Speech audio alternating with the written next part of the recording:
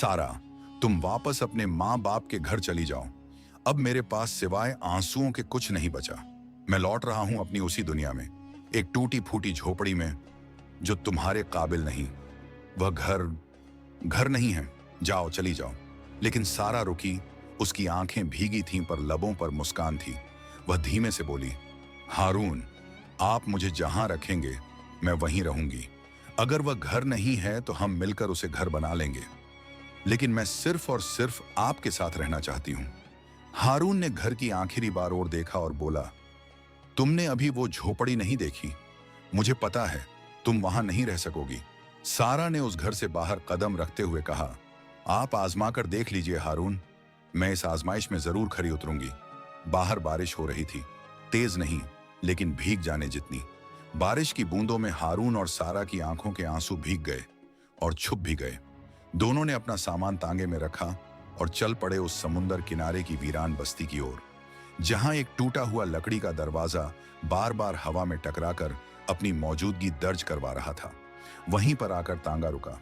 यही अब उनका नया ठिकाना था, एक ऐसी जगह जिसे न सारा जानती थी न पहचानती थी, लेकिन जहां हारून को अपनी सारी जिंदगी गुजारनी थी।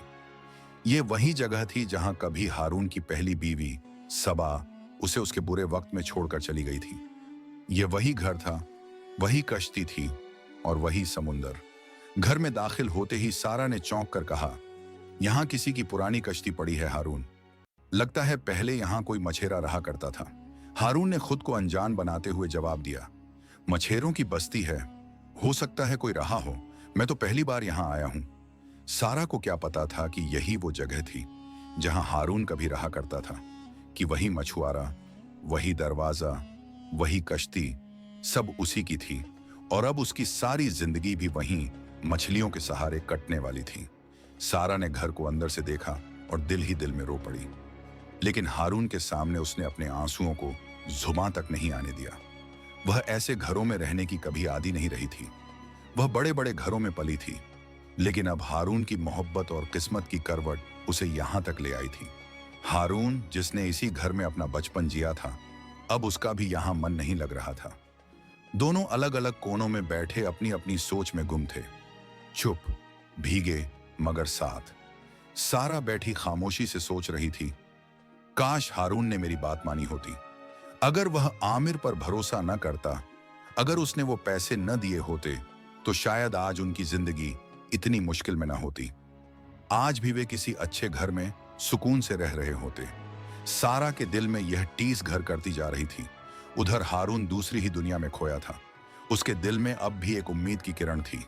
वह सोच रहा था, अगर वही मछली फिर से समुंदर से मेरे लिए सोना ले आए तो मैं सारा को यहां से निकाल लूंगा। फिर से एक नई जिंदगी शुरू करेंगे। उसी उम्मीद के सहारे वह अचानक उठा और बिना कुछ कहे कश्ती लेकर समुंदर की ओर चल पड़ा। जाने से पहले बस सारा से इतना कहा, तुम बाहर मत निकलना, मैं जल्दी लौटूंगा। थोड़ी देर बाद बस्ती की एक महिला शाजिया उस झोपड़ी के पास आई। उसने हारून को फिर समुंदर जाते देखा था और अब वह जानना चाहती थी कि यह नई औरत कौन है जो हारून के घर में रह रही है। उसने दरवाजे पर दस्तक दी। सारा ने खिड़की से झांक कर देखा, बाहर एक अनजान महिला खड़ी थी। सारा ने दरवाजा खोला। शाजिया मुस्कुराई और बोली, बहन, आपको पहले कभी यहां नहीं देखा। आप हारून की क्या लगती हैं? सारा ने धीमे स्वर में जवाब दिया, मैं उसकी बीवी हूं। आप कौन हैं? शाजिया के चेहरे पर हैरानी फैल गई। वह चौंकी और बोली, ओह, तो हारून ने दूसरी शादी कर ली? सारा के चेहरे पर सवाल उभरा, क्या मतलब? आप हारून को कैसे जानती हैं? शाजिया ने कुछ पल सन्न रहकर फिर मुस्कुराते हुए कहा, मैं उसे बचपन से जानती हूं। वह यहीं इसी बस्ती में रहता था, इसी झोपड़ी में। उसकी पहली बीवी का नाम साबा था। रोज झगड़ा होता था उनके बीच। लोग कहते हैं कि साबा उसे पैसे न होने की वजह से छोड़कर चली गई थी। सारा के चेहरे का रंग उड़ गया। उसने कांपते हाथों से मोबाइल निकाला और हारून की तस्वीर दिखाते हुए पूछा, क्या आप इस हारून की बात कर रही हैं? शाजिया ने फौरन तस्वीर को पहचाना और बोली, हाँ, यही है मछेरा हारून। वो रोज समुंदर में मछलियां पकड़ता था। हम सबका बचपन इसी समुंदर किनारे बीता है। अगर आपको मेरी बात पर यकीन नहीं तो इस बस्ती में किसी से भी पूछ लीजिए, सब उसे जानते हैं। यह सुनकर सारा का दिल बैठ गया। उसके सब्र का बांध टूट गया और आंखों से आंसू बहने लगे। शाजिया को अब एहसास हुआ कि उसने कुछ ऐसा कह दिया है जो नहीं कहना चाहिए था। वह घबरा गई। जाते जाते उसने सामने वाले एक घर की ओर इशारा करते हुए कहा, बहन, वो सामने मेरा घर है। अगर किसी चीज की जरूरत हो तो बेहिचक मांग लेना। सारा ने चुपचाप दरवाजा बंद किया और फिर वह फूट फूट कर रो पड़ी। उसे लग रहा था जैसे समुंदर अब उसकी आंखों में उतर आया हो। आंसू पोंछते हुए वह खुद से बुदबुदाई, मैंने सोचा था कि मैं कभी हारून को नहीं छोड़ूंगी, लेकिन अगर यह सब सच है तो शायद मुझे भी साबा की तरह जाना होगा। आज सारा ने ठान लिया था कि वह हारून से सच पूछकर ही रहेगी। उसका दिल बेचैन था। उसकी आंखें दरवाजे की तरफ टिकी थीं। कभी वह दरवाजा खोलकर बाहर देखती तो कभी घर की खिड़की से, लेकिन हारून कहीं दिखाई नहीं देता। हर बार वह बुदबुदाती, कहाँ हो आप? दूसरी ओर उसी समय समुंदर किनारे खड़ा हारून भी बार बार यही सवाल कर रहा था, लेकिन सारा से नहीं, उस मछली से जिसे वह किसी चमत्कारी उम्मीद की तरह देखता था। वह पुकार रहा था, ओ सोना देने वाली मछली, कहाँ छुप गई हो तुम? देखो, मैं फिर लौट आया हूं। वही हारून, वही लालची, वही गुनहगार जिसने सब कुछ खो दिया। अब मेरे पास कुछ नहीं बचा सिवाय उस मासूम सारा की आंखों के आंसुओं के।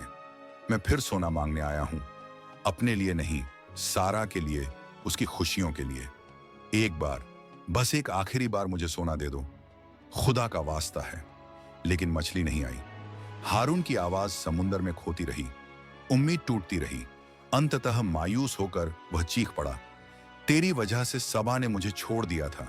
काश उस दिन मैंने तुझे और तेरे बच्चों को जाल से आजाद न किया होता, तो शायद आज सारा की जिंदगी यूं न बिगड़ती।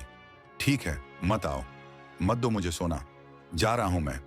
इतना कहकर हारून उल्टे पांव लौट पड़ा। उसने एक बार भी पीछे मुड़कर नहीं देखा। अगर देखता तो उसे वही मछली दिखाई दे जाती जो चुपचाप उसकी कश्ती के पीछे पीछे आ रही थी, एक बार फिर उसकी जिंदगी बदलने, उसे फिर सोना देने। लेकिन अब बहुत देर हो चुकी थी। हारून ने वह आखिरी मौका गंवा दिया जो खुद जिंदगी ने उसे दिया था। घर पहुंचते ही हारून फूट पड़ा। उसकी आंखों में हार की नमी थी और दिल में पश्चाताप का तूफान। उसने रोते हुए कहा, सारा, अब मैं तुम्हारी जिंदगी कभी नहीं बदल पाऊंगा। मेरी एक आखिरी उम्मीद थी, वो भी खत्म हो गई। सारा, मैं तुमसे माफी मांगता हूं। तुमसे फिर कहता हूं, मुझे छोड़ दो। किसी अमीर आदमी से शादी कर लो। मैं एक गरीब इंसान हूं, तुम्हें कुछ नहीं दे सकता, कुछ भी नहीं। जाओ, चली जाओ। सारा, जो गुस्से में थी और हारून से उसकी पहली बीवी के बारे में पूछना चाहती थी, उसकी टूटती हुई आवाज सुनकर कुछ भी कह न सकी। सब सवाल उसके होंठों तक आकर रह गए। वक्त बीतने लगा, हफ्ते गुजरते गए। हारून रोज शहर जाकर काम की तलाश करता, लेकिन हर बार खाली हाथ लौटता। उधर सारा खुद को झूठी तसल्ली देती रही। वह खुद से कहती, हारून एक बिजनेसमैन थे, मैं नहीं मानती कि वह मछुआरे थे। शायद वह औरत झूठ बोल रही थी। हारून मुझसे कभी झूठ नहीं बोल सकते। हाँ, मैं ही उनकी पहली और आखिरी बीवी हूं। लेकिन उस तसल्ली के पीछे भी एक खामोश बेचैनी पल रही थी और एक अधूरा सच जो अब भी छुपा हुआ था। एक दिन जब हारून के पास एक भी पैसा नहीं बचा, तो उसने शहर में काम तलाशना छोड़ दिया और मजबूरी में फिर से समुंदर की ओर निकल पड़ा। उसने सारा से कुछ नहीं कहा, बस चुपचाप अपनी कश्ती लेकर चल पड़ा। समुंदर की लहरें उसकी कश्ती से टकरा रही थीं और वह खोया हुआ सा पतवार चला रहा था। तभी उसकी नजर समुंदर की सतह पर तैरती 4 छोटी मछलियों पर पड़ी। हारून तुरंत चौकन्ना हो गया। वह कश्ती में खड़ा हो गया और हैरानी से बोला, ओह, ये तो वही मछलियां हैं जिनकी मां ने मेरे लिए सोना लाकर दिया था जब मैंने इनकी जान बचाई थी। इन चारों मछलियों की आंखें सुनहरी थीं, वही चमक, वही रंग जिसे हारून कभी भूल नहीं सकता था। बचपन से लेकर आज तक उसने समुंदर में कभी ऐसी मछलियां नहीं देखी थीं, सिवाय इन 4 के और उनकी मां के। लेकिन आज इन मछलियों की मां कहीं नजर नहीं आ रही थी। चारों छोटी मछलियां उसकी कश्ती के पास आकर ऐसे तड़प रही थीं जैसे कुछ कहना चाहती हों, जैसे मदद मांग रही हों। हारून का दिल डूबने लगा। उसे लगा कि कुछ अनहोनी हो चुकी है। शायद किसी मछेरे ने उस मछली को पकड़ लिया है, या हो सकता है कोई बड़ी मछली उसे खा गई हो। उसे अचानक शेरराज और दानिश की याद आई, वही 2 लालची मछेरे जो अमीर बनने के लिए उन्हीं खास मछलियों को ढूंढते रहते थे। हारून को शक हुआ कि कहीं वही लोग तो उसकी मछली को नहीं पकड़ लाए। वह फौरन बस्ती की ओर लौटा और सीधे शेराज के घर जा पहुंचा। वहां हमेशा की तरह समुंदर से लाई गई मछलियों का ढेर लगा हुआ था। शेराज और दानिश मछलियों को छांटने में व्यस्त थे।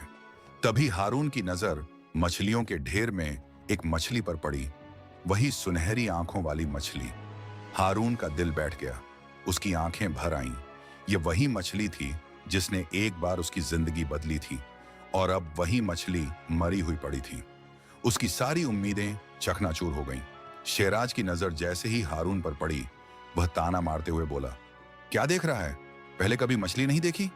लेकिन हारून ने उसकी बात का जवाब न देकर सीधे दानिश की तरफ देखा और कहा, दानिश, मैंने तुझ पर भरोसा करके बहुत बड़ी गलती की। तुझसे अपना राज बांटा और तूने मेरी पीठ में छुरा घोंप दिया। तूने वही मछली पकड़ ली जो मुझे सोना देती थी। शेराज और दानिश दोनों हड़बड़ाए और एक साथ बोले, कौन सी मछली? फिर पागलों की तरह मछलियों को देखने लगे। हारून ने चिल्लाकर कहा, वो सुनहरी आंखों वाली मछली, वो मेरी आखिरी उम्मीद थी। तुम लोगों ने वो भी मुझसे छीन ली। शेराज ने मछली को उठाया और गुस्से में आकर उसे वहीं चीर डाला। जब उसके अंदर से कुछ भी ना निकला तो वह तंज कसते हुए बोला, झूठा, इसमें तो कोई सोना नहीं है। हारून चुपचाप वहां से चला गया। जाते जाते उसने बस इतना कहा, तुम दोनों बेवकूफ हो। सोना इस मछली के अंदर नहीं था, वो समुंदर के अंदर था, जिसे यह मछली लाकर मुझे देती थी। शेराज उस कटी हुई मछली को देखता रहा, फिर दानिश से कहा, जा अब इसे पका ले। तेरी वजह से हमारे कई महीने समुंदर में इसी मछली की तलाश में बर्बाद हो गए। तू सच में सबसे बड़ा बेवकूफ निकला। जब हारून घर पहुंचा तो सारा ने आखिरकार वह सवाल पूछ ही लिया जो वह कई दिनों से अपने दिल में दबाए बैठी थी। उसने धीमे लेकिन ठहरे हुए स्वर में कहा, हारून, क्या आपकी जिंदगी में मुझसे पहले कोई और थी? हारून कुछ पल के लिए ठिठक गया। उसकी सांसें तेज हो गईं। उसने घबराते हुए जवाब दिया, सारा, ये कैसा सवाल है? सारा ने फिर वही सवाल दोहराया और हारून ने झूठ बोलते हुए कहा, नहीं, तुम ही मेरी पहली और आखिरी मोहब्बत हो। मेरी जिंदगी में और कोई नहीं आई। फिर वह हल्के गुस्से में बोला, पर आज ये सब सवाल क्यों? सारा ने कोई जवाब नहीं दिया, लेकिन मन ही मन उसने राहत की सांस ली। उसे अब यकीन हो गया था कि शाजिया ने झूठ कहा था। उसकी गलतफहमी दूर हो चुकी थी और अब उसके दिल में हारून के लिए पहले से भी ज्यादा विश्वास था। लेकिन उसे क्या पता था कि हारून का यह झूठ बहुत जल्द बेनकाब होने वाला था। कुछ महीनों बाद हालात और खराब हो गए। समुंदर अब हारून को फिर से निराश करने लगा। जाल खाली लौटने लगे। अब वह रात भी आ गई जब घर में खाने को कुछ भी नहीं था। हारून के लिए यह सब नया नहीं था। वो भूख से अच्छी तरह वाकिफ था। मगर सारा, उसकी तो यह पहली रात थी जब उसने भूख की असलियत को इतने करीब से देखा। हारून ने शर्मिंदगी में कहा, सारा, तुम सो जाना, मैं किसी से खाना मांग कर लाता हूं। और वो बाहर निकल गया। उधर सारा को अचानक शाजिया की वो बात याद आई, बहन, वो सामने मेरा घर है, किसी चीज की जरूरत हो तो मांग लेना। सारा ने हिचकते हुए हिम्मत की और शाजिया के घर जाकर मदद मांगी। शाजिया ने उसे खाना दे दिया, लेकिन जब सारा घर लौटी, हारून अब तक नहीं आया था। वह उस वक्त बस्ती में भटक रहा था, सारा के लिए खाने की तलाश में। वह एक घर से दूसरे घर गया, लेकिन हर जगह उसे इनकार ही मिला। सबने या तो मुंह फेर लिया या ताने मारे। हारून किसी भी हाल में शेराज या दानिश के सामने नहीं जाना चाहता था, लेकिन हालात ने उसे मजबूर कर दिया। आखिरकार वह दानिश के घर पहुंचा। किस्मत की मार देखिए, उसी वक्त शेराज भी वहां मौजूद था। जैसे ही दोनों बाहर आए, हारून झिझकते हुए बोला, दानिश, यार, मुझे खाना चाहिए, अपने लिए नहीं, सारा के लिए। लेकिन उसके बोल पूरे भी नहीं हुए थे कि सारा, जो उसे ढूंढते हुए वहां तक पहुंच गई थी, पास ही एक पेड़ के पीछे खड़ी सब सुन रही थी। दानिश कटाक्ष करते हुए बोला, याद है जब मैंने तुझसे थोड़ा सा सोना मांगा था? तूने तब मना कर दिया था, जबकि तेरे पास रोज मछली सोना लेकर आती थी। और आज तू मुझसे खाना मांगने आया है? चल जा यहां से, न तेरे लिए खाना है न तेरी बीवी के लिए। शेराज ने भी जहर घोलते हुए कहा, जब तू अमीर हो गया था तब तू इस बस्ती को छोड़कर चला गया था। तुझे तब किसी की परवाह नहीं थी। अब फिर लौट आया है मुंह उठाकर। अच्छा हुआ तेरे साथ, तुझे सबक मिल गया। जैसी तेरी पहली बीवी सबा तुझे छोड़कर गई थी, वैसे ही अब सारा भी तुझे छोड़ जाएगी, लिख कर रख ले। सारा यह सब सुन रही थी। उसकी आंखें भर आईं, लेकिन अब जो टूट रहा था वो सिर्फ भरोसा नहीं था, वो एक रिश्ता था जो सच और झूठ की दीवार पर खड़ा था। सारा ने जब शहराज और दानिश की बातें सुनी तो उसके आंसू थमने का नाम नहीं ले रहे थे। शाजिया की कही हर बात अब सच साबित हो चुकी थी। हारून की पहली बीवी, उसका मछुआरा होना, सब कुछ। उसका भरोसा दरक गया था। तभी शहराज की कड़वी आवाज फिर गूंजी, आइंदा हमारे घर मत आना, चल हट। हारून ने हाथ जोड़कर विनती करते हुए कहा, तुम दोनों चाहो तो मुझे जिंदगी भर का गुलाम बना लो, लेकिन एक बार सारा के लिए खाना दे दो। तभी उसकी नजर उस ओर गई जहां सारा खड़ी थी। आंसुओं से भीगी आंखों के साथ सब कुछ सुन चुकी थी। सारा अचानक पलटी और घर की ओर भाग गई। शहराज ने ठहाका मारते हुए कहा, चल हो गया तेरा काम, अब तू गया। तेरी बीवी ने सब सुन लिया, समझ ले तेरी जिंदगी से अब ये भी गई। इतना कहकर उसने हारून को धक्का दिया और वहां से भगा दिया। हारून के कदम घर की ओर बढ़े, लेकिन उसके भीतर जाने की हिम्मत नहीं थी। कुछ ही कदमों की दूरी पर उसका घर था, मगर ऐसा लग रहा था जैसे वह रास्ता सदियों जितना लंबा हो। वह दरवाजे के पास जाकर चुपचाप बैठ गया। उसकी आंखें झुकी हुई थीं और दिल टूटा हुआ। उसने खुद से कहा, आज मैं सारा को नहीं रोकूंगा। वह जाना चाहती है तो चली जाए। मैं अब उसके काबिल नहीं रहा। मैं उसके लिए खाना तक नहीं ला सका। अंदर बैठी सारा ने खिड़की से झांक कर देखा। हारून दरवाजे के पास बैठा था, ठंड में ठिठुरता हुआ। वह चाहती थी कि हारून को अंदर बुला ले, मगर उसके भीतर सोचों का एक तूफान चल रहा था। उसके जहन में बार बार शाजिया की वो बात घूम रही थी, मैं हारून को बचपन से जानती हूं। वह यहीं इसी बस्ती में रहता था। उसकी पहली बीवी का नाम सबा था। वह हारून को पैसे ना होने की वजह से छोड़ गई थी। और फिर शहराज की बात भी याद आई। तेरे साथ बहुत अच्छा हुआ कि तू फिर से कंगाल हो गया। जैसे तेरी पहली बीवी सबा तुझे छोड़ गई थी, अब सारा भी तुझे छोड़ जाएगी। सारा दरवाजे तक आई, लेकिन रुक गई। वह दरवाजा खोल नहीं पा रही थी।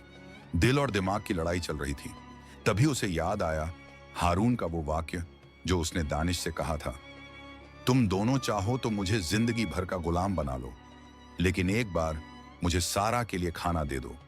बस यही वो बात थी जिसने सारा का दिल पिघला दिया। उसने न केवल दरवाजा खोला, बल्कि भर्राई आवाज में कहा, हारून, बाहर बहुत सर्दी है, अंदर आ जाइए, गर्म कर लिया है। उस एक जुमले में सारा का हर सवाल, हर गुस्सा और हर टूटा हुआ रिश्ता फिर से जुड़ गया था। सिर्फ इसलिए क्योंकि किसी ने अपनी भूख से पहले अपने प्यार की भूख मिटाने की कोशिश की थी। सारा और हारून दोनों चुपचाप बैठकर खाना खाते रहे। कमरे में एक लंबी भारी खामोशी छाई रही। इस खामोशी को हारून ने तोड़ा जब उसने धीरे से पूछा, सारा, ये खाना कहां से आया है? सारा ने शांत स्वर में जवाब दिया, शाजिया के घर से लाई हूं। इसके बाद फिर से दोनों के बीच सन्नाटा छा गया। हारून को लग रहा था कि सारा ने दानिश और शेराज की सारी बातें सुन ली हैं। उसे डर था कि अब कहने के लिए उसके पास कुछ भी नहीं बचा। लेकिन इस भ्रम को दूर करने के लिए हारून ने हिम्मत करके पूछा, सारा, दानिश के घर के बाहर तुमने क्या सुना था? सारा ने थोड़ी देर सोचा, फिर मुस्कुराते हुए बोली, मैंने सिर्फ इतना सुना कि आप मेरे लिए खाने के बदले खुद को उनका गुलाम बनाने को तैयार थे। इसके अलावा कुछ नहीं सुना। सारा ने हारून की इज्जत रख ली थी। उसने जानबूझकर यह बात छिपा ली कि उसे सबा के बारे में सब पता चल चुका है, और यह भी कि हारून अब भी उससे छिपकर समुंदर पर मछलियां पकड़ने जाता है। सारा ने मन ही मन यह फैसला कर लिया था कि जब तक वह जिंदा है, कभी भी हारून को यह नहीं बताएगी कि वह उसकी सारी सच्चाई जानती है। उसी रात सारा ने एक और फैसला लिया। वह फिर से वही काम करेगी जो शादी से पहले किया करती थी। उसने हारून से कहा, आप जानते हैं, मैं पहले बच्चों को पढ़ाती थी।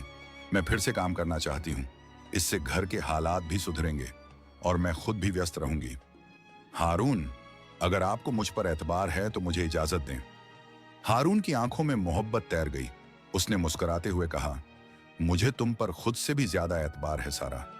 तुम्हें मुझसे इजाजत लेने की जरूरत नहीं है। सारा जानती थी कि अब उनके घर के हालात बेहतर हो जाएंगे। हारून जो छिपकर मछलियां पकड़ने जाया करता था, अब सारा की सलाह से उसे खुलकर यह काम करने का रास्ता मिल गया। सारा ने उससे कहा, हम जिस बस्ती में रहते हैं वहां के लोग यही काम करते हैं। मेहनत करने में कैसी शर्म। क्यों ना आप भी यही काम खुलकर करें। सारा एक सच्ची हमसफर बनकर हारून की मुश्किलों को आसान बना रही थी। हारून ने अब मछलियां पकड़ने का काम खुलेआम करना शुरू कर दिया। कुछ ही समय बाद उसे शहर के एक रेस्टोरेंट में वेटर की नौकरी भी मिल गई। अब दोनों मिलकर घर चलाने लगे। वक्त के साथ अल्लाह ने उन्हें बच्चों की नेमत से भी नवाजा। कई दशकों की मेहनत और संघर्ष के बाद जब हारून बुढ़ापे में इस दुनिया को अलविदा कह गया, तो सारा ने उसका साथ कभी नहीं छोड़ा था। वह आज भी जिंदा है, अपने बच्चों के साथ, जिन्हें उसने तालीम दिलवाई और मेहनत करके मछेरों की बस्ती से बाहर निकाला। लेकिन कहानी अभी भी जा रही